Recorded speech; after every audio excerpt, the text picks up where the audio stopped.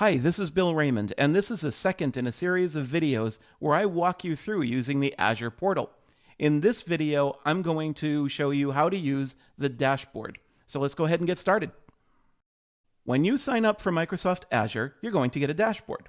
The dashboard is going to look something like this. You're going to have an All Resources web part, a Quick Start Tutorials web part, an Azure Health web part, and a Marketplace web part. Over here, I have another web part that's been added to the screen, and this is for a resource group. When you create things inside of Azure, you can choose to pin things to the dashboard, and that's what this is here. You not only can edit this dashboard and tailor it to your own needs, but you can create new dashboards. I'm going to walk you through doing that and some of the reasons for why you want to do it as we go through this video. Before we even create a new dashboard, let's talk about how we edit dashboards and what that looks like. To edit a dashboard, of course, we come up here to this little icon that says Edit Dashboard. Once we do that, we'll get the big purple bar across the top with a Done Customizing button, so we know that we're in editing mode now. Now you can see all these web parts. I can mouse over them and I can move them around. Notice when I'm moving it around, you can see that sort of gray shadow that's showing up to the right of this box. That gray shadow is basically saying, hey, here's where you're going to be placed. So if I let go, it's not going to be placed where I have it right now, but a little bit to the right. So I'm going to let go of the mouse button, and you can see it moved it. So it's actually putting everything into these tiles. And these tiles are going to make sure that everything kind of lines up nicely. Now, as you move these things around, you'll see that you can shift web parts out of the way. And once you let go, that change sticks. You can come back again. You can see it doesn't quite go back the same way, so you might need to move things around. So that's basic editing. We haven't added anything yet. But let's talk about this screen resolution. Now, I happen to be editing this video in a high-def resolution. And high def essentially means that I'm going to have less resolution on the vertical and a little bit more on the horizontal. That's just how YouTube works. Think of it as like a flat screen television. When you plug your computer into a monitor, your screen resolution will probably change and it will probably shrink vertically. If you were to plug into a projector, you'd have the same thing. So what you want to do is think about who's going to view this dashboard and why. And so, this 1024-768 is actually a really good resolution to use. So usually if your dashboard contains too much information, if you're going outside of that boundary. But you'll have to decide for yourself how you want to set up your dashboard. Now let's talk a little bit about these tiles.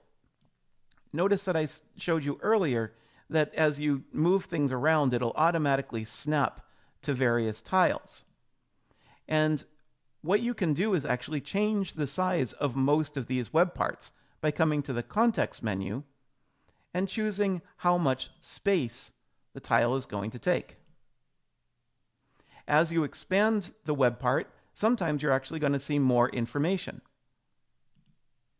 I'm going to go back to that 2x2, and that's where I was before. If I go to 1x1, it just turns into a little icon, and then the user or I will have to click on that to see more information. So I'll go back to this 2x2 mode here. When you're done editing, you can just click Done Customizing. Next, I'm going to show you how to add web parts and remove them from the page. Let's say I do not want this Quick Start Tutorials web part here. I'm going to go and click Edit Dashboard. And then I'm going to mouse over this Quick Start Tutorials. And you've probably already guessed, if you click this little X here, it'll unpin it from the dashboard. There. And so that's gone. And what I can do now is free up some space and move this over here. Now, what happens if I want to put that back? I wanted those Quick Start Tutorials. Over here on the left-hand side is a tile gallery. And the tile gallery allows you to find various items to put on your dashboard. Right now, what we're looking at are resources. So I'm going to come over here and change the Find Tiles By and choose that to General. General is going to show all of the different web parts that Microsoft has that you can put on the dashboard that are specific to general Azure functionality.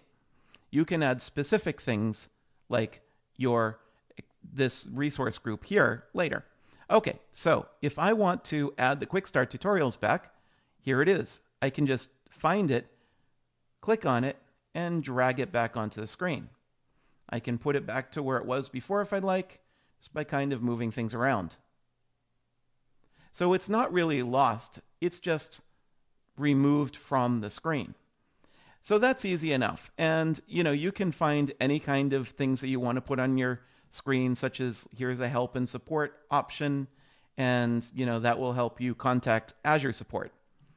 But let's talk about this one right here. This is actually the one I want to focus on. Here I have this resource group that I created and the list of all of the resources. I'm going to remove that.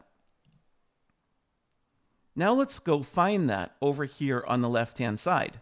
You can see all the categories are displayed, and I'm going to scroll down.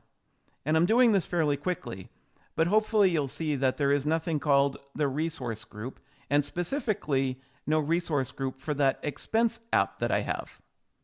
So you might think, well, I'll go to Find Tiles by resource group. And there it is. But there's only two different icons that I can add, the attachment usage and the estimated spend. So how do I add that resource group back? So this is where Azure's tile gallery is less helpful, because it's just trying to help you find common tiles for specific functions that you might perform. So I'm going to go click Done Customizing. And now I'm going to come over here in my portal to Resource Groups. And I'm going to select that. And this is something that you should remember for any time you're working with Azure. If you want something to be pinned to the dashboard, there's almost always this little ellipse over here on the right with a context menu, and then you can choose Pin to Dashboard. And when you do that and come back to the dashboard, you'll see it's added again. Now, this displayed it in a very large format. So I could click Edit Dashboard over here and then modify it. But in reality, with these things, usually you can just mouse over, choose the ellipse, choose Customize. It'll go into editing mode for me automatically. I can choose my 2x2 format and click Done Customizing. There. So anytime you cannot find a web part item along the left-hand side, go find it yourself and choose the Pin to Dashboard option. So let's say that I am the developer of this new expense application that we're creating. I want my own dashboard to track what's going on with that application. I can go ahead and just choose New Dashboard, change it from My Dashboard to Expense App Dashboard. And then I can come over here to the tile gallery and I can select a few different things. I'm going to go first and choose General. And the first thing I'm going to choose is Markdown. So what I'm going to do is describe what this dashboard is. So I'll just call this README. Get rid of this little subtitle here. And you can type in sort of Markdown. It's not exactly full Markdown here, but you get the idea. You can type in, this is the default dashboard for the expense application. And when I did that 2 underscores, you can see it made the text bold over here on the web part. And then it gives you some examples as to how you can do HTML. I'll just repurpose this for purposes of the demo and just say, follow this link for more information. And we'll just go ahead and do, undo that, and done. Okay, and I'll click done. So basically I've just edited the web part. You can see this little edit option here. Now, I want to reduce the number of tiles that this is taking up. So if I come here, notice that those tiles aren't listed. I can't choose 2 by 2 or whatever. What I need to do actually is come down here to the bottom and resize it. And see if I do this, let's see what happens.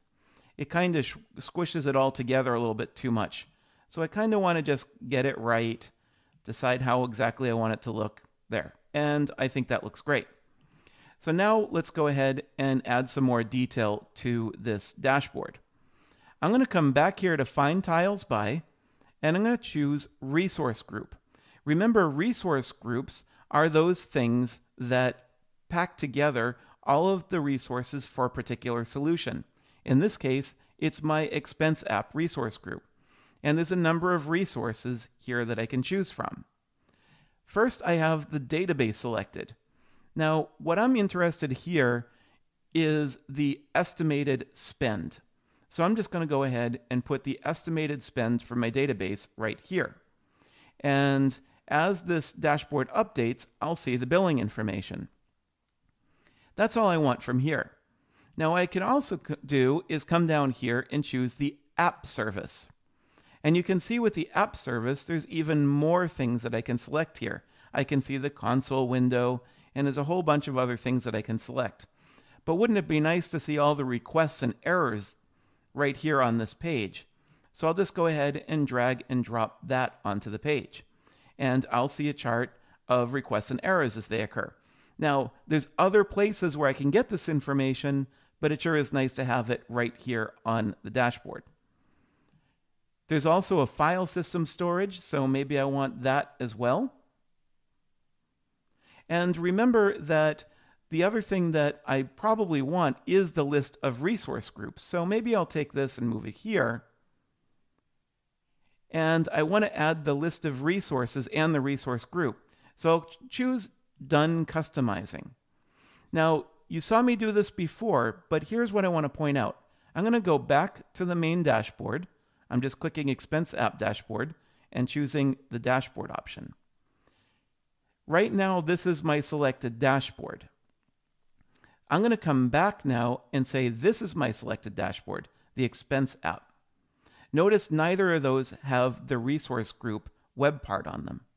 So I'm going to come here to Resource Groups and pin this to the dashboard. Azure remembers what the last dashboard was that you were working with, and it will put it here. So I can just go ahead and do my thing where I resize this. Whoops. Resize this. Get it down to my 2 by 2 here. And there. And I'll finish that. But what happens if I come here to this dashboard? As you can see, that other resources dashboard web part is not here. It's just showing all the resources. So when you pin things to the dashboard, it matters what you are looking at first before you do that. Okay. So this is how you create your own dashboard. Next, we're going to talk about sharing and cloning a dashboard. Now let's say I want to create a copy of this Expense App dashboard. Maybe I want to just make a few modifications, but I still want this original one. I can just click this clone item up here. And the clone item just does what it says. It creates a clone. And so I'll just go ahead and click Done Customizing. And now you can see I have two dashboards, but they do the same thing. There's that one, and there's the clone. They're the same exact thing. Now, I want to delete this clone, so I'll just go ahead and click the Delete item here and choose OK. So now I should only have two dashboards. Now let's take a look at this item here. When you click on Dashboard, you'll get a few links. And sometimes they bleed together because of the colors on the screen. But you can see it says Show Recent Dashboards and Browse All Dashboards. So I'll just click on Browse All Dashboards. And now over here you can see I have private dashboards and shared dashboards. If I come to private dashboards, here's Dashboard and the Expense App dashboard. Now if I come to shared dashboards, you'll see that there aren't any. This means that my expense app dashboard that I created is only viewable by me. I might want others to see this as well. So that's when I can come up here to share. I'll go ahead and click the share icon, and you'll get this screen that says, what do you want to call it? So I'll leave it as Expense App Dashboard. And do you want to publish it to a dashboards resource group? Sure. And also, where do you want it to be stored? I'll go ahead and put this in US West 2 because I'm in San Francisco, and I'll click Publish. And what it's going to do is create a resource group that stores my dashboards. You can see it says it was created here. And here you can set access control, so you can manage users and make sure that certain people can access it where others maybe you don't want to have access can't. I'm not going to get into access control here. You can learn about that in another video perhaps, but not in this one. So I'll just go ahead and click X. By the way, before I do that, down here at the bottom of the screen, there is an unpublished option. So if I didn't want that to go out to that user control group, then I can unpublish it. So I'll just go ahead and click this X. And now let's go back here to the Expense App Dashboard and choose Browse All Dashboards again. And now you can see the shared dashboards shows the Expense App Dashboard. And if I go to Private Dashboards, I only have that one that shipped with the Microsoft Azure subscription originally. The next thing I'm going to show you is how to get the original dashboard back to its normal state. So you can see here I've modified this quite a bit, and this is the one that ships with Azure. So if I want to bring this back so it looks exactly like it did originally, I can come up here to Edit Dashboard, right-click inside the dashboard, and choose Reset to Default State. I'll choose Yes, and Done Customizing. So now I have the dashboard back to the way it looked when I originally signed up for Azure. The last few things I'm going to talk about now are a few little tips and tricks. I'm going to walk you through two last things. First, if you were following along to this feature where we shared the dashboards and you created that dashboards resource group, I want to show you how you can delete it. If you come over here to resource groups, you'll find the dashboard section here, and you can just click on the context menu and choose delete. You'll have to type in the word dashboards and then choose delete. And then Azure will ultimately delete that resource group. Now that we're back at the dashboard, I can come over here and choose Browse All Dashboards, and you'll find that that shared dashboard is no longer there. It might show up for a few minutes while the resource group gets deleted, but it won't be there. So do keep in mind, if you delete that resource group, you're also deleting the associated shared dashboards. The last and final thing I'm going to leave you with is the color scheme. I did cover this in another video, but let's go ahead and talk about it in this one as well. Right now we have a dark background color with white text. If I just find a blank area with my mouse, I can double click and go through various color schemes. Don't worry, if you don't like any of them and you want to get back to the original one, there's only a few of them. So as you double click, there's only a few of them here. Now, if you want to try them out in a different way, you can come up here to the settings icon and you'll find a choose a theme option. And here you can see the different ones available to you. Do keep in mind that if you save a dashboard and share it with other people, you're not sharing the color scheme, you're just sharing the layout. So if you like this blue background with white text and you share the dashboard and someone else has this sort of teal color, then they're going to see it with their teal color. You'll see it with your blue color. Okay, thank you very much. That's it for using dashboards in Microsoft Azure. Thank you for watching this video. Please press the like button if this was a useful video for you, and please subscribe to our channel. It's really helpful for us if you're looking for more videos. Thank you.